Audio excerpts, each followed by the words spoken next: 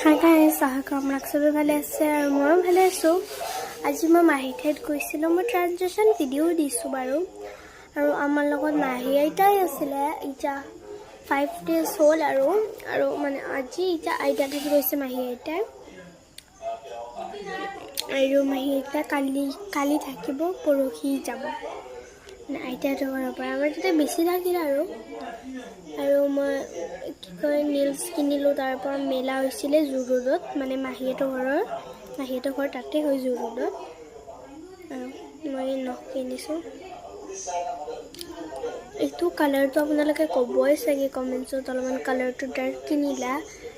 আৰু মোৰ ফিংগাৰটোৰ লগতো মেটচ হোৱা নাই বাৰু। কিছুমান হৈছে, কাৰণ মই এনেকুৱা কালাৰ কিনিলোঁ কাৰণে বহুত ডাঙৰ আছিলে। এইটোৱে যে মই সৰু পালোঁ, হ'লেও মোৰ তাতে ভালকৈ হোৱা নাই।